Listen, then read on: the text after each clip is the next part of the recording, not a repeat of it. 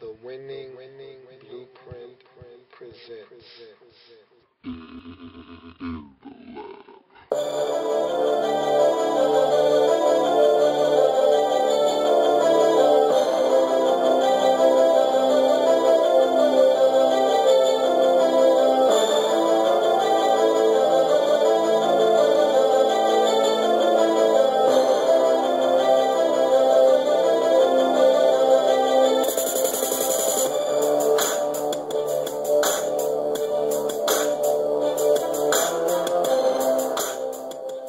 In the lab room. The weekend. The weekend that was. We're slate skating. We're slate skating. We're slate skating. We're slate skating. You look at the next game on the slate, and this was a big one on Sunday. Again, two teams battling each other. It was a huge game for one of these two teams. The Indianapolis Colts traveled to Detroit to take on the Lions in a game that I didn't think they would be able to win because just like the Seattle Seahawks a game ago that we just spoke of, this team doesn't like to win on the road. Indianapolis Colts have struggled away from Lucas Oil Stadium this season.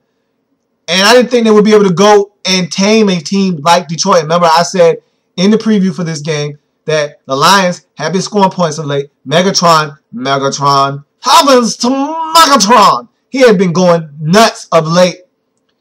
And he did the same thing in this game. I said there's not a Colts defender that can tame this guy. I don't think there's two Colts defenders that can tame this guy. And that's exactly what happened. He went off in this game.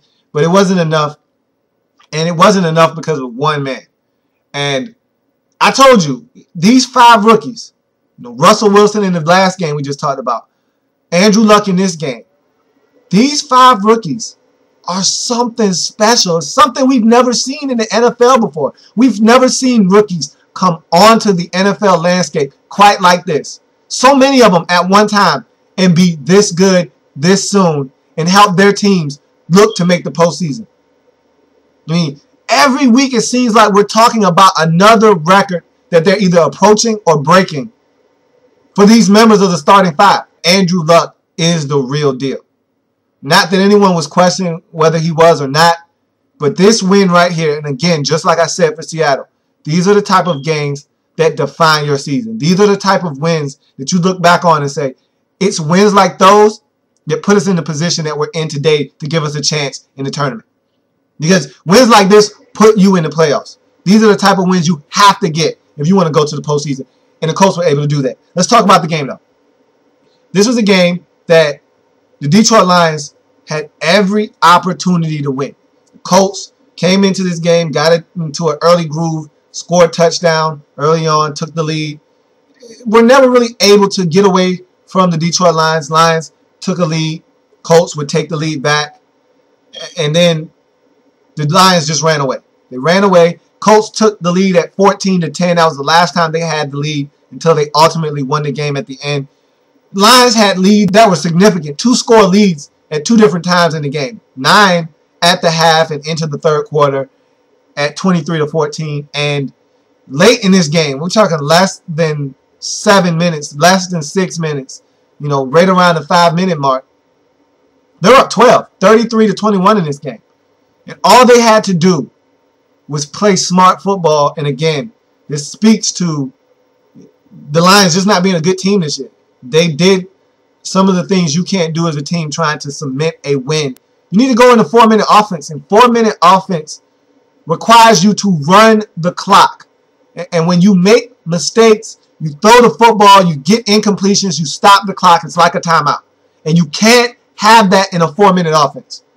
If you must run it 3 times and punt, then do so. Don't stop the clock, though. And it's okay to throw it. I'm not saying you have to limit your playbook to just running the football. But be smart in what you call high percentage passes, quick passes out of the quarterback's hand so you know that it's going to be completed. Keep the chains moving. They weren't able to do that. Now, I will say, in the Lions' defense, one of those passes was a catchable ball to Calvin Johnson that he dropped. I'm not going to beat Calvin Johnson up. He's the man. He was the reason that they were even in a position to win this game. So you won't hear me sit here and bash Calvin Johnson for a drop on the day. He's a guy that gets targeted 20, 22 times in a game. He had 13 catches in this game. He's going to make some plays. He's going to drop some passes. He's not going to catch every single throw. that's in his direction. So I'm not going to beat him up for dropping that pass. However, that pass might have won them the football game if he would have been able to corral it. But nonetheless, the defense had a 12-point lead to work with.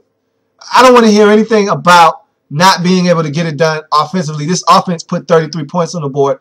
The defense had this game. All they needed to do was get one stop. They had 2 possessions to get one stop.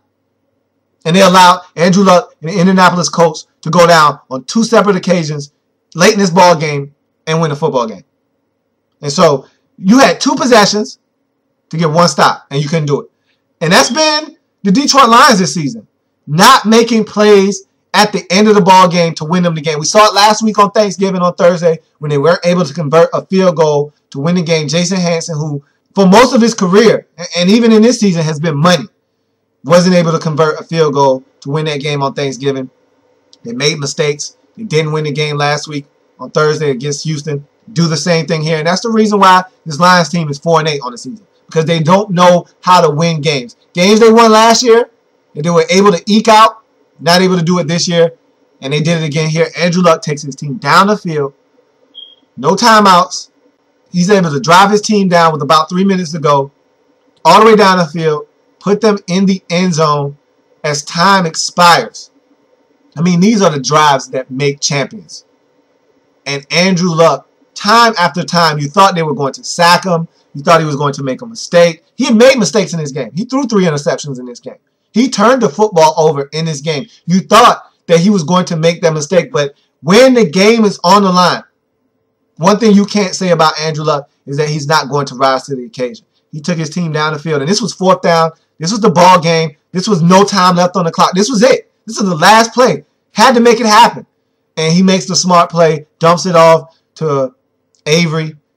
Avery takes the little drag route. No one underneath. Every Lion defender is in the end zone, which is inexcusable. You should be guarding the end zone, not in it, but guarding the end zone as well. Every defender didn't need to be in the end zone, but they were thinking, hey, make them throw it down short, and if they do it, we'll rally to the football and stop him from getting in the end zone. No one was close enough to stop Donnie Avery. He essentially walked in the end zone. Colts get it done 35-33 in a thriller.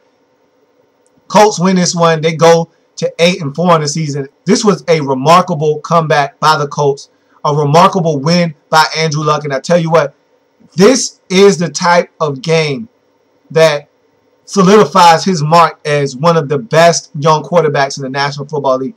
And really, this wasn't a discussion. We weren't debating whether he was or not, but in case you weren't sure, the legend of Andrew Luck continues to grow. And it's games like this that help it grow to epic proportions. The Colts get it done 35-33. They're 8-4 in the season. They're knocking on the door of a postseason appearance now. I mean, this win was huge because no one expected them to get it. And they're not even out of the discussion in the AFC South now.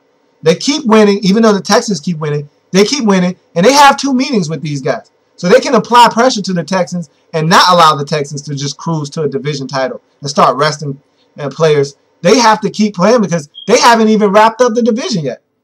And they have the most wins in the AFC, do the Texans. But they can't rest because this Colts team won't allow them to. Big win for the Colts. Meanwhile, another deflating loss for the Lions. They can't get out of their own way.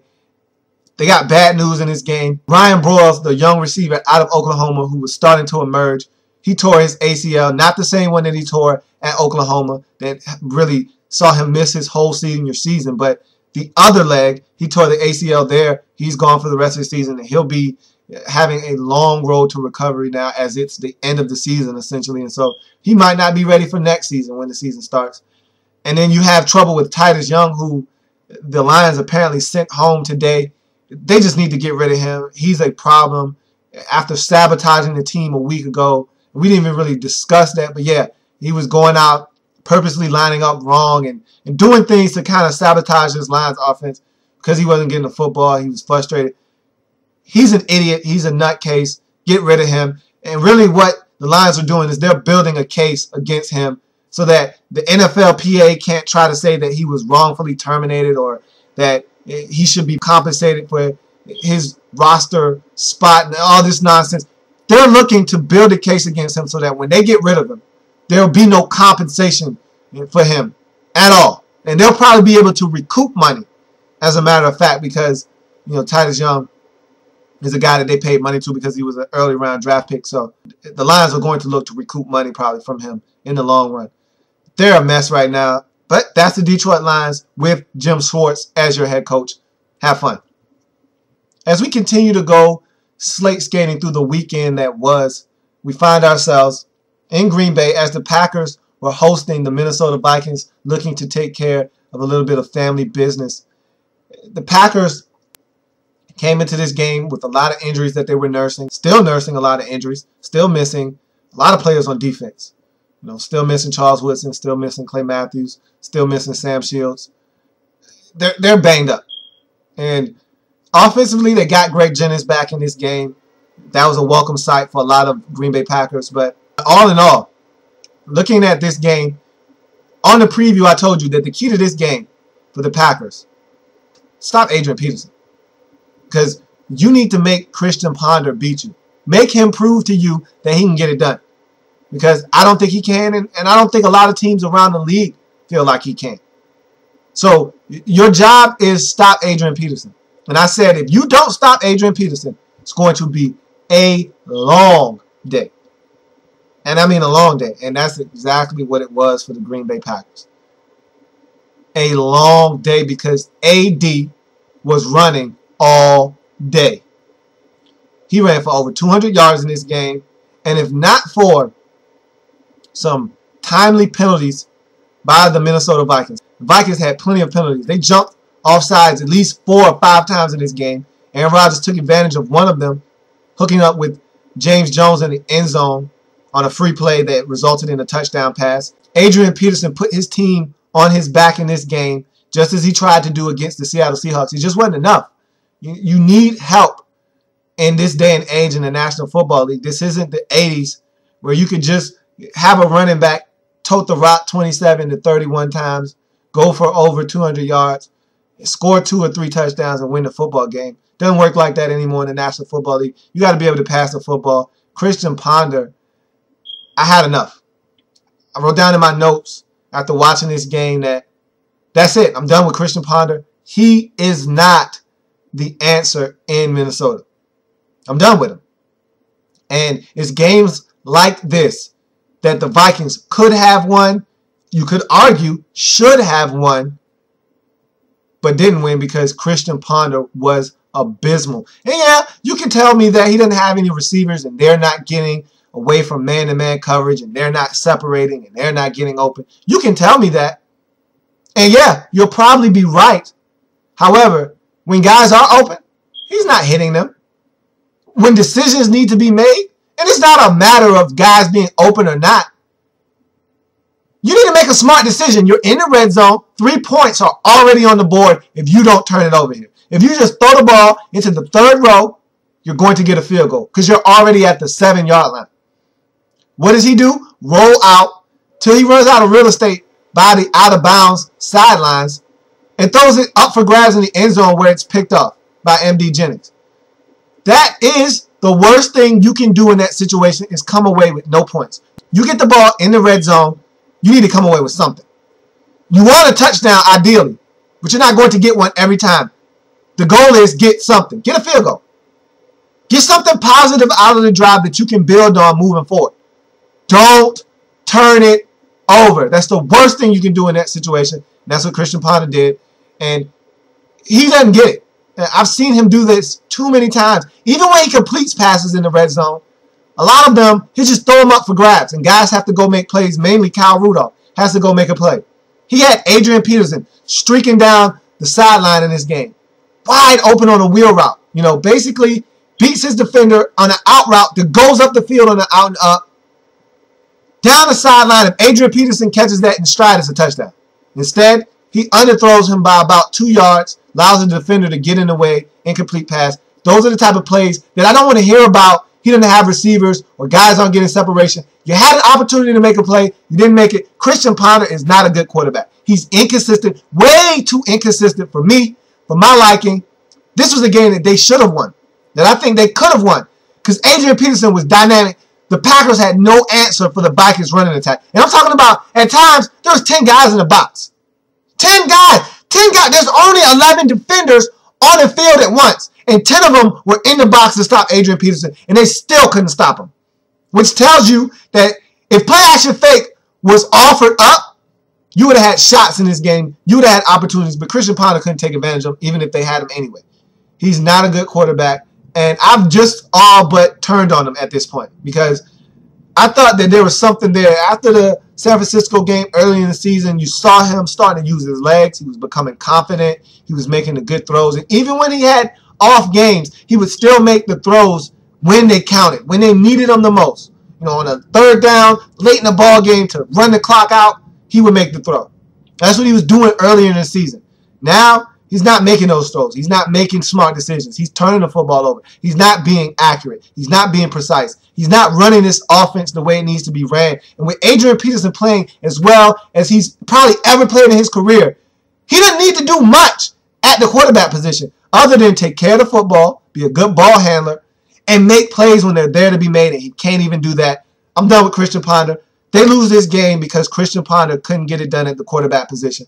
They got pressure on Aaron Rodgers in this game. They really moved him off of his spot. Aaron Rodgers did a great job of managing this game because really, he wasn't able to get comfortable in the pocket.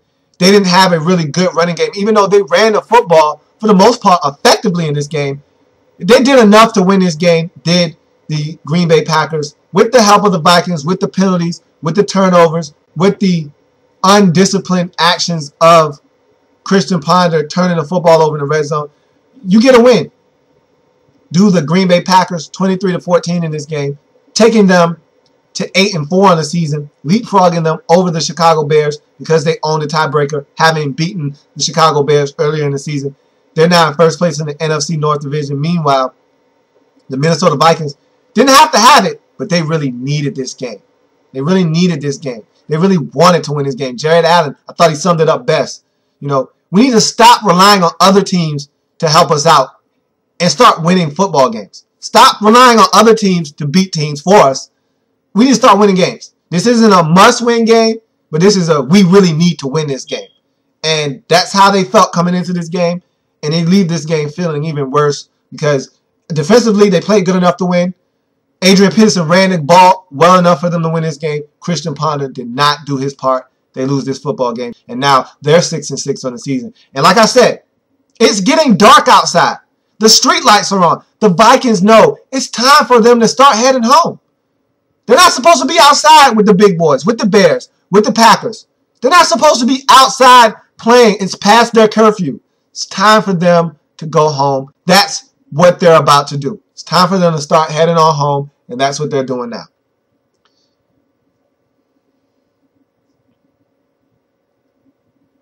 So the next matchup on the slate of games sees the Tampa Bay Buccaneers traveling to Denver to take on the Broncos. Peyton Manning and this red-hot Denver Broncos team. Tough to stop this team, but I thought the Tampa Bay Buccaneers did a great job early on in this football game of really slowing down Peyton Manning in that passing attack. I thought they gave themselves a chance early in this game to win. They gave themselves a chance. I mean, that first half they played, pretty good. You know, Peyton Manning and this offense wasn't able to really exploit them the way they wanted to. Josh Freeman and this offense was doing just enough to sustain offense to put points on the board and keep the game close. I mean, the game was right there for the taking at the end of the first half. Second half, different story. Peyton Manning and Demaryius Thomas, who have been working together well early in this football game, really turned it up in the second half. And they systematically took apart this Tampa Bay Buccaneers team, did Demaryius Thomas and Peyton Manning together. And you add that to the fact that the Denver Broncos defense was really playing pretty good in this game. The key moment in this game, Josh Freeman gets hit as he's trying to deliver the football, ends up in the hands of Von Miller, who takes it to the house for a pick six. That really changed the game. That really put the Tampa Bay Buccaneers in a bind against a team that likes to score points in the Denver Broncos. You can't give them points offensively and allow them to deposit them defensively. That's what they did. Can't have it happen. It did. Broncos used those points to propel them. Peyton Manning starts to get it revved up. They start scoring points offensively. They run away with this one. They end up winning this game 31-23, taking them to 9-3, clinching the AFC West for the Denver Broncos. Meanwhile, the Tampa Bay Buccaneers lose this one, and I expected them to. Tough game on the road. Tough to ask them to go out into Denver, into Mile High, and get a win against a team that probably hasn't lost since about week 7, week 6, somewhere around there. They've been playing really good football. This Denver Broncos team is hard to beat at home. They're now 6-6 on the season. They're right there in the thick of things in the NFC playoff race. But again, you don't want to start losing games this time of season. That's 2 straight losses for these Tampa Bay Buccaneers after getting to 6-4 on the season. This is the wrong time to be going south, and they got to find a way to get back in the winning column. Do the Tampa Bay Buccaneers. So probably the most entertaining family business of the last 5 seasons commenced in Week 13 between the Pittsburgh Steelers, who were on the road traveling to M&T Bank to take on the Baltimore Ravens. This is a matchup that over the seasons has grown into probably one of the most fierce rivalries in all of the National Football League. But without Ben Roethlisberger on one side, Troy Polamalu, even though he came back, he was in the game sparingly. They don't want to rush him back because they don't need any setbacks. This is a time of the season when they'll really need his services. So, without really the stars of this game, no Ray Lewis on the Baltimore Ravens side, it kind of lost its luster. You kind of felt like, hey, the Ravens just need to show up, don't turn it over, make a few plays here and there. They should be able to get a win at home against these Pittsburgh Steelers, especially after the showing the Steelers had a week ago against the Cleveland Browns in a loss. No way they were going to be able to go on the road and get it done against Joe Flacco, Ray Rice, and that Baltimore group. But like I said on Friday, and of course, I didn't have the balls to pick this, but I said, this is the type of game that everyone's counting out the Pittsburgh Steelers, and they leap up and they bite you and they snatch a victory. But I said, it's not going to happen. They're not going to beat the Ravens on the road. But I said, this is one of those games that you sell them short, you count them out, and they show their championship medal.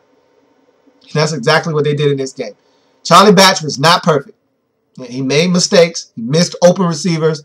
He didn't do the things that you ask of your veteran quarterback to come in and help you get a win. But when the game was on the line in the 4th quarter, he turned it up. He showed you exactly why he's still employed by the Pittsburgh Steelers, which is what I thought he was going to do a week ago against the Browns, which is why I was so disappointed in Charlie Batch. But he showed up at the most pivotal point in this game. Charlie Batch showed up and got it done for the Pittsburgh Steelers. And that's all that matters.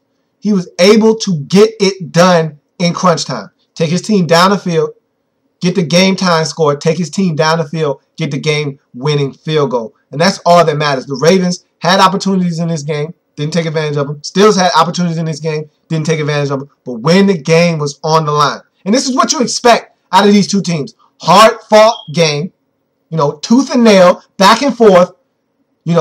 Team should win, don't win. Team at home, you think they're going to win, they lose. This is what this rivalry, this is what this family business has been all about. Expect the unexpected when the Ravens and the Steelers hook up. And this is another classic between these two teams. 20-23, the Steelers go on the road.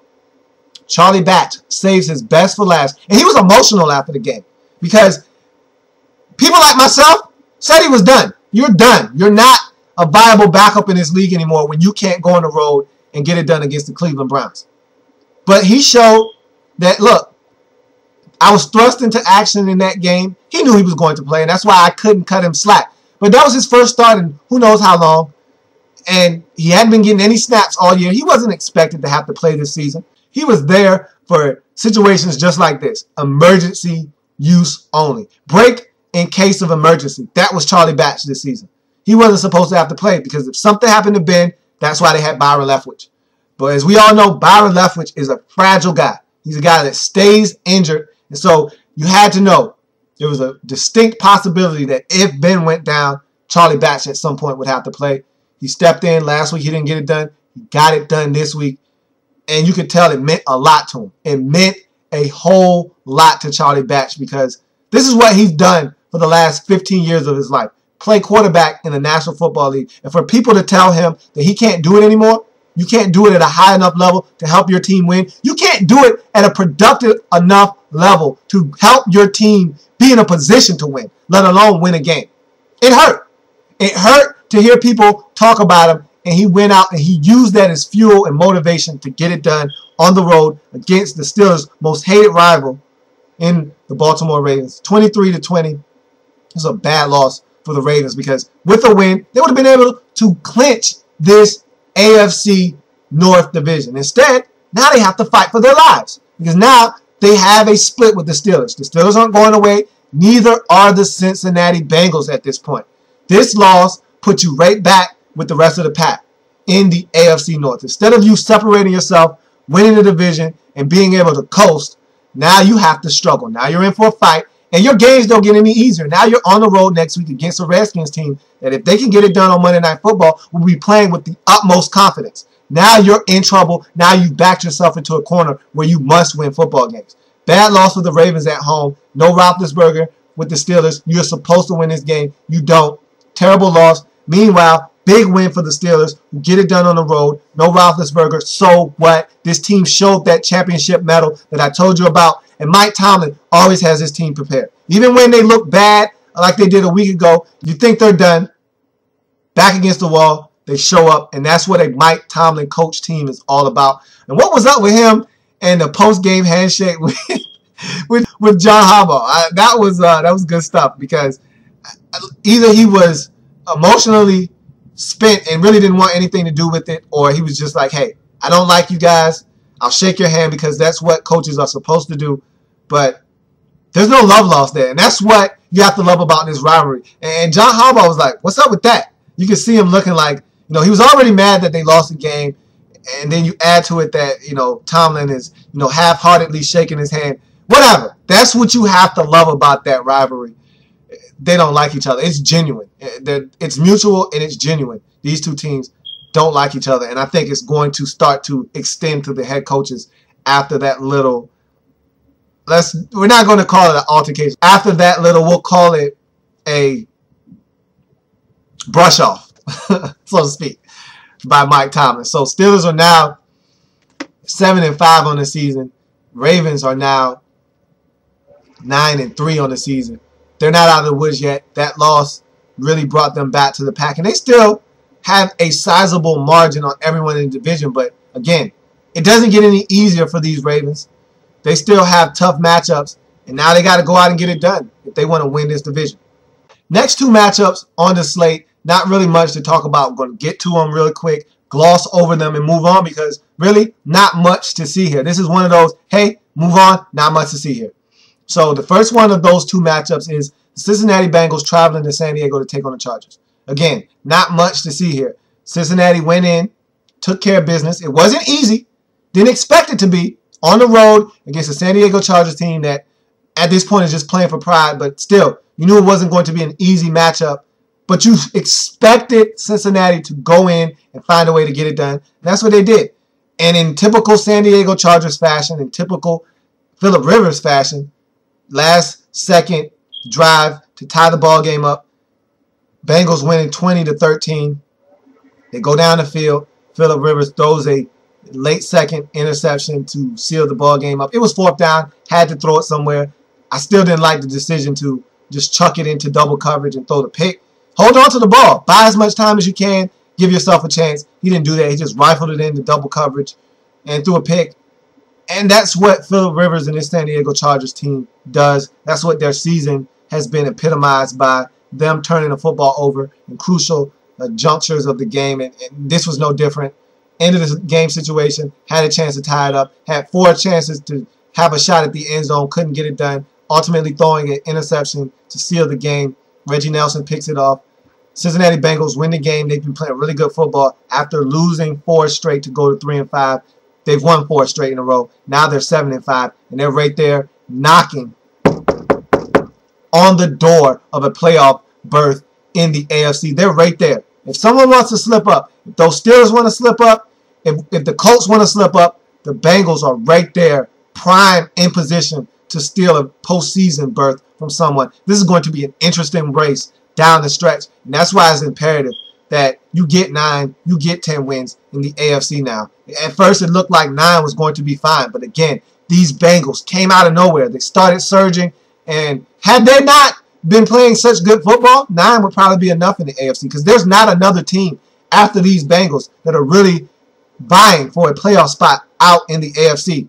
But these Bengals have crashed the party now. And now it's not safe to lose games down the stretch. You got to win games because the Bengals are there. The Steelers are there. The Colts are in the playoffs. The Steelers are in the playoffs. But the Bengals aren't going away without a fight. They went to the playoffs last year. They'd like to return if it's okay with you. And if you're not careful, it'll be okay with you because they'll take your spot from you. Bengals get it done on the road. They're now 7-5. Chargers, as they've done all season, find a way to lose. 4-8 on the season as they lose 13-20 to the Cincinnati Bengals.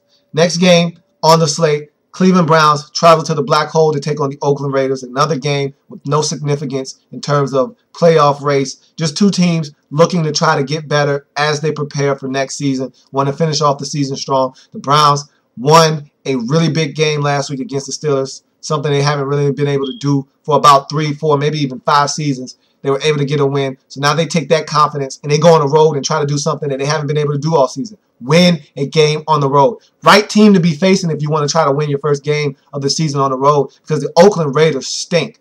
And they're in evaluation mode. There's not a lot of players on this roster that will be on this roster next year. This is a roster right now that's full of guys that either are aging, aren't that good, or just on the roster to fill it out because they got to put a team on the field. And when you come into a situation where the salary cap is a mess, you don't have any draft picks, you're implementing your own system, you're trying to find guys that fit what you're trying to do, this is what you run into. And this is exactly all the problems that the Raiders had going when Dennis Allen took over as the head coach, when they got their new GM in place. And so you have to clean up a mess. It's a huge mess. You can't use paper towels. You got to go get you a bucket and a mop, and you got to start cleaning up. And there's a lot of work. And after you sweep up and you mop the floor up, these towels are a mess. You got to pull the towels up, put down a new hardwood floor. That's what the Raiders are doing. And to do that, you got to clean house. You got to clean up the books and clean up your salary cap. And you got to start drafting better. And you got to start holding on to draft picks. That's what the Raiders are in the process of doing. But in doing so, you're going to have a lot of bad players on your team. Players that probably shouldn't even be in the league or shouldn't be playing at this point but don't have a choice because they get thrusted into action early. Maybe they should still be on your practice squad. Maybe you should be looking at them from afar on someone else's practice squad, but you had to go pluck them off because you don't have talent. And that's where they were. And that's where they are in this season, and they're going to lose games because of it.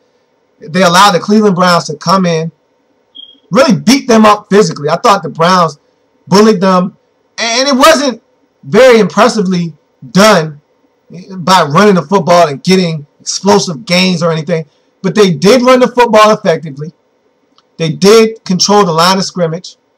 They did pass the football. And what it boiled down to is the Raiders gave up 6 plays of over 20 yards in this game, something that has plagued the Raiders all season long. Big plays given up by that defense. They gave it up again. And in this game, Brandon Weeden was able to connect on several occasions with Josh Gordon. He went over 100 yards in this game, had a big touchdown catch. And they just really wore the Raiders down physically, beat them up, won this game 20-17.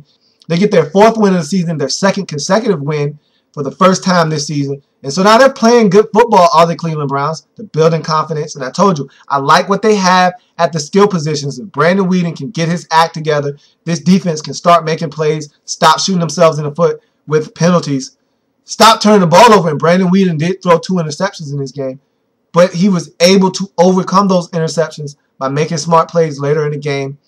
And by running the football, they were able to get it done, beat the Oakland Raiders 17-20. And so now the Raiders are 3-9 on the season. Browns are now 4-8 on the season. So now you look at the Sunday night matchup, which I thought was going to be a laugher, but again, it's family business. You never know what to expect. You don't like to count teams out when it's family business because I'm going to show up and give you my best effort because I hate you. You're a member of the family, and I don't want to see you succeed at anything. So you knew you were going to get the best shot that the Eagles had to offer. I just didn't think it was going to be anywhere near good enough. I was wrong. The Eagles showed up in this game, and they gave the Cowboys a hell of a run. And what this shows me is not only that the Eagles have not quit on Andy Reid and they're not going to quit on Andy Reid. This also showed me that these Cowboys are really banged up and they're not as good as I thought they were, especially defensively. I was very impressed with the Eagles' ability to move the football on this Cowboys defense basically at will. They ran the football. Nicholas Foles was efficient. He passed the football all over this Cowboys defense. The Cowboys aren't that good on defense. They weren't able to really get pressure on him, disrupt him like I thought they would. I thought they would blitz, which has been the template for really disrupting this Eagles offense, is to just put pressure in Nick Foles' face. But as they brought up on the Sunday night telecast, that's not what Rob Ryan likes to do. He likes to drop back and play coverage. He has the liberty to do that because he has DeMarcus Ware and Anthony Spencer on one side. And so they normally are good enough to get pressure with just rushing 3 and just rushing 4. Because DeMarcus Ware wins one-on-one matchups most times than not. So I thought that was a mistake, though. You have a young quarterback that's struggling to read the field. When you put pressure on him, you get mistakes. They know that. They've already faced him. They were the first team to face him all season long. They were able to make him make mistakes by putting pressure in his face. So I thought he would know better than to just drop back and allow Nicholas Foles to have time to read the field. But they didn't come after him. He was able to carve them up.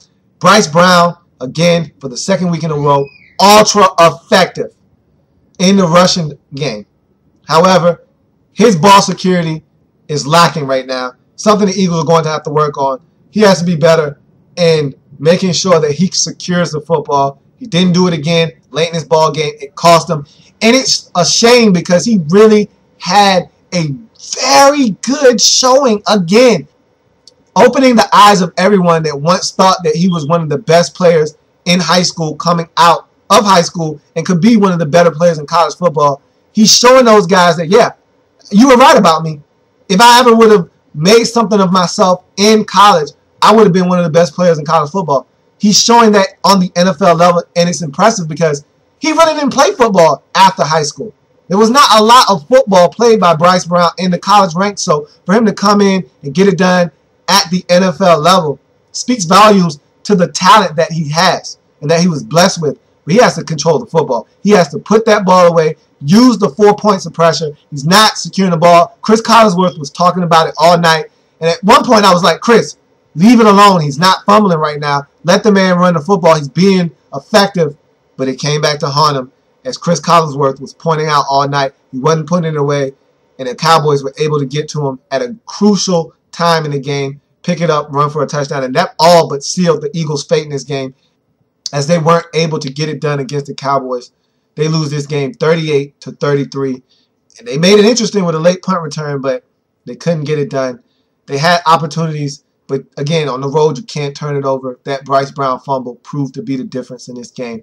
Eagles dropped to the Cowboys 33-38. I'm not impressed with this Cowboys team. I'm not. Romo looked good. He looked sharp against an Eagles defense that isn't very good. He did what he was supposed to do. He passed Troy Aikman for all-time touchdown passes in Cowboys history. So that's a good mark for him. He found Jason Witten. He found Miles Austin. He found Dez Bryant. He was efficient in the passing game. DeMarco Murray came back from his injury. He looked good. He went over 100 yards. This Cowboys rushing attack looked better. Again, it's the Eagles on defense. That's what you expect them to do. Defensively, was not impressed with the Cowboys. They need to pick it up. But they get the win. Don't diminish the fact that they were able to go and get the win against a team that you thought was dead in the water. And so it's hard to get up for teams that you know aren't playing good football. But the Cowboys were able to do what they needed to do to win at home against the Eagles 38-33. They're 6-6 on the season, right there in the midst of a playoff race. Meanwhile, the Philadelphia Eagles now lost their 8th straight game, dropping to 3-9 on the season. And it looks like Andy Reid is running out of time with the Philadelphia Eagles as this season begins to wind down. He is not going to last for this Eagles team. However, they have not quit on him. That's a good sign. Okay, so that's a wrap for the weekend that was. Throw it up. That's a touchdown. Throw it up. Can't tack on an extra point here. Got to go for 2. We're down 2. Got to go for 2 to take the lead. I'm not going for a tie today. I don't want to go to overtime. A lot of overtime games yesterday, 3 of them to be exact. I don't need any more overtime in my life. I'm going for 2. I'm going for the win. Got 2 things to get to down the stretch of this program. First things first, let's talk about the Jovan Belcher situation. that was very sad over the weekend to see something like that unfold. And I posted on Facebook, I posted on Twitter. You know, you just never know what's going through someone else's mind. You don't know how someone else is feeling. And money can't buy you happiness.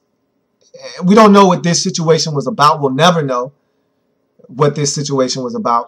But we don't know if his, ex-girlfriend, baby mama was thinking about taking their child up and leaving, or he just wanted to be with her and she didn't want to be with him anymore. She didn't want the NFL lifestyle. We don't know what the situation was, what the reason it was. Whatever it was, it didn't justify the means. Okay? This situation, I hope, shows everyone that, and I've said this before, and I said it tongue-in-cheek, but I really mean this. Money can't buy you happiness.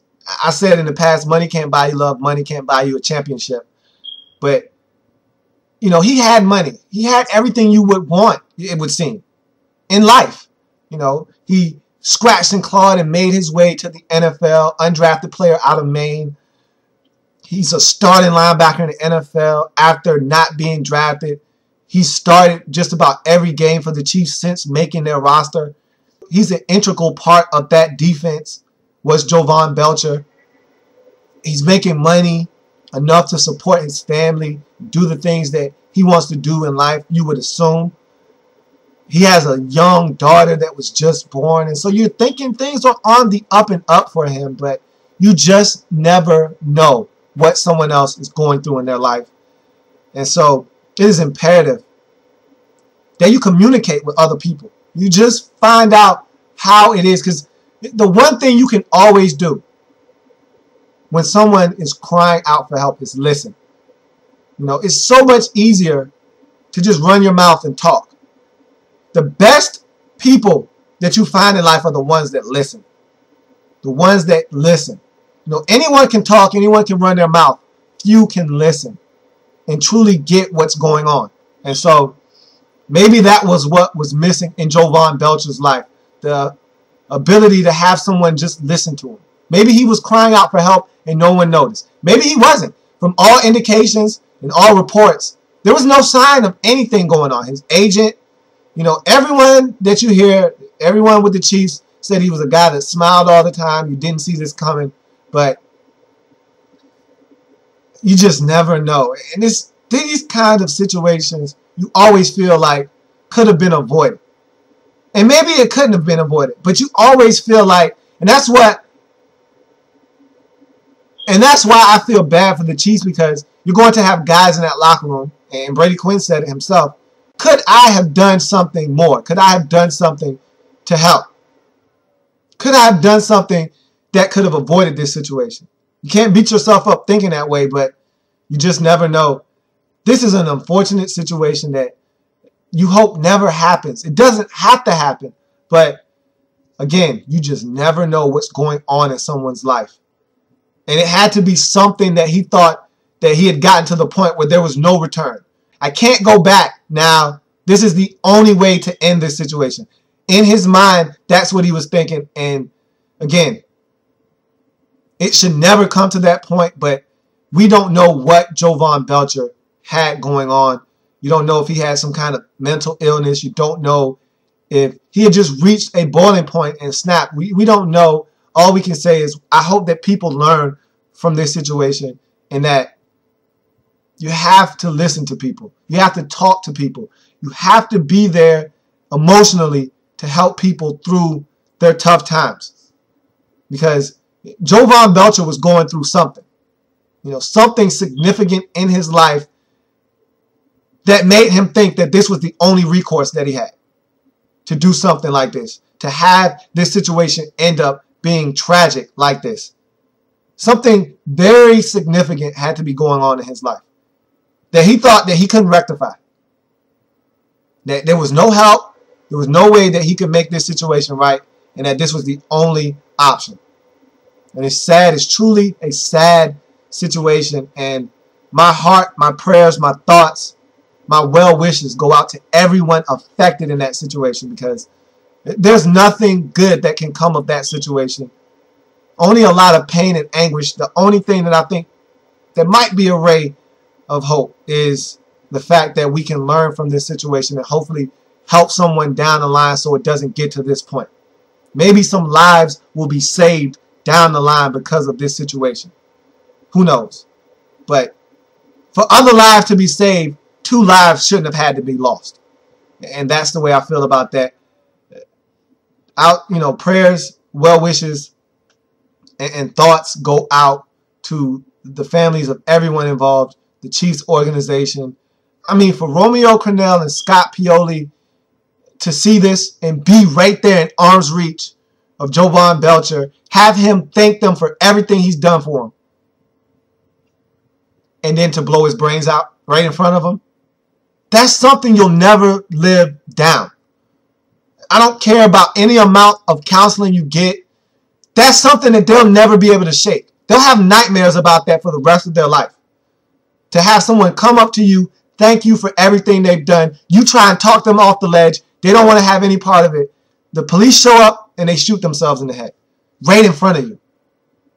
I mean, that has to be one of the worst things that you could have happen to you, other than actually losing your own life, losing someone close to you, and having them shoot themselves right in front of you.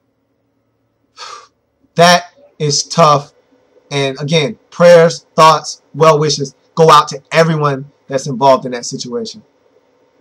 That's really something that shook the NFL, shook me to the core, because you just never know. That could be someone in your family that's feeling that way.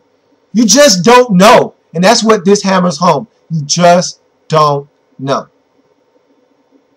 Now, the second portion of the 2-point conversion. Redskins are at home against the Giants. It's a big football game. You know how I feel about this. Look in the background. I talk about it all the time. You know where I stand. I am a diehard Redskins fan. There's nothing else to talk about. This one means everything to me, because this is what I call the Sean Taylor game. Sean Taylor passed, 5 years on the 27th of November. And so this is week 13 matchup. This is the one that I always designate as the Sean Taylor game. We're 0-5 in the Sean Taylor games. Okay? 5 times we've played in week 13 following Sean Taylor's death. 5 times we've lost. We're 3-14 in our last 17 Monday night matchups. Things need to change. And you know what our beacon of hope is? You know what that change is? Robert Griffin III. We were 0-6 on Thanksgiving against the Cowboys. Robert Griffin III. Things change. We win a game. That's what I'm looking to have happen tonight. Redskins need to change things. We need to get to 6-6 on the season. We need to have a shot, a realistic shot of making the postseason. We don't win tonight. We're not dead, but we are on life support. And the machine is breathing for us. At that point, there will be no telling if we'll wake up. We might be brain dead at that point. Not sure. We might just be in a coma. We might have a chance to wake up, but we'll be on life support. We need this one. We need to go to 6-6. The Cowboys went to 6-6. The Bucks and the Vikings are right there at 6-6. The Seahawks were able to win.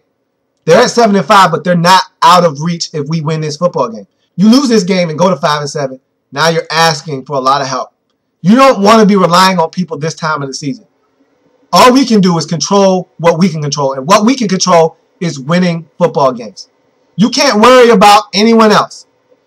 See, the Packers, the Bears, the Falcons, the 49ers, they've earned the right to do scoreboard watching. They've done that. They did their homework early. Okay? They're ready for the test. They did their homework. They did all the assignments. They did the extra credit. They know the material like the back of their hand. They're ready to take the test. Us, on the other hand, we did a lot of loafing. We're playing around. We want to do what's called cramming. We want to start winning games at the end of the season. We didn't do our work at the beginning like everyone else. We didn't set ourselves up by studying and doing it over a long period of time like everyone else who won games at the beginning of the season, put themselves in a position that later on all they had to do was do enough to get to the postseason. They studied already. They studied for the test. Us, on the other hand, we like to wait till the last minute. We're procrastinators. We want to cram. So we haven't done our studying. We didn't do enough. So now we have to start cramming for the test. And the test is only 5 weeks away. So, and this was a test that you were supposed to be studying for 3 months. This wasn't a test that you could wait till the last 5 weeks before the test was going to be administered to start studying. That's what we decided to do. We waited till the last minute. Now we have to start cramming. We don't have any room for error. No margin of error, no room for error. We have to start cramming, and we have to start cramming now. Time for us to take the test. 5 weeks. And we need to start studying and studying hard now. We started 2 weeks ago when we decided to beat up on the Eagles. It continued last week when we were able to dispose of the Cowboys on Thanksgiving. But there's a lot more studying to do. Again, you're cramming for a test that's coming up in 5 weeks. You're cramming 3 months worth of material into 7 weeks. So you don't have time to waste. Got to win this football game. And for the Redskins to do that, got to run the football. Got to keep Robert Griffin III clean. Can't turn it over. Minimize the penalties. Can't have a lot of those. Defensively, got to force turnovers. I need 2. Got to have 2 turnovers. I don't get 2 turnovers, probably won't win this game. Get Eli Manning off of his spot. We know where Eli Manning is going to be. He's not going to run around. He's not going to extend plays. He's going to be right there behind the center. We don't get pressure, and we got to blitz. That's the fact of the matter. We don't get pressure one-on-one matchups. We don't win them. Got to blitz to get pressure. We get Eli Manning on the ground. We get in his face, force him into some mistakes, give ourselves a chance. We should win this game. I feel confident that we will win this game, but we got to go out and execute. Got to go out and execute. It'd be nice if the special teams gave us something on Monday Night Football. Bright lights, biggest stage, give us something, special teams. Please. Even if you don't, just continue to be solid. Whatever you do, don't make a mistake. All in all, I see us being able to get it done. I feel really good about our chances. I feel confident. I haven't felt this confident about the Redskins all season long. That doesn't say much, but what it does say is that we've gotten better as a team. I think we're starting to find our identity on defense and offense. We're not a good defense, and I think we know that. The defense has to get turnovers. That's the identity. Force turnovers. Blitz, get pressure, force turnovers. That's the identity. Offensively, we've known what the identity was all season long. Robert Griffin III, Alfred Morris, running the football, play action fake, make it happen. That's what we got to do. Limit the mistakes, limit the turnovers. We do that, we should win this game 24-20. I think we're going to get it done. I feel good. If we get it done, we'll be 6-6. Giants will fall to 7-5. Not only will we be there in the playoff race in the NFC for that wild card spot, that one remaining wild card spot, but we will be right there in the NFC East. So that's going to do it for this episode. I thank you for joining me in the lab room. As always, Monday's a long episode, but I thank you for joining me. Continue to support the show. Facebook, Twitter, YouTube, you know how to contact me. Drop something in the inbox at inthelabroom@gmail.com. You know how it goes. I thank you for joining me. It's a big one tonight. Come back tomorrow. We'll talk about the game, talk about everything, and we'll talk about mistakes. Remember, I alluded to the fact that we'll talk about mistakes tomorrow. We'll be back tomorrow to talk about mistakes. We'll talk about the game. We'll talk about everything that needs to happen. Have a good one. Hopefully, it'll be a good night for me, and it'll be an even better day tomorrow if the Redskins come away with the victory. Have a good one. See you tomorrow.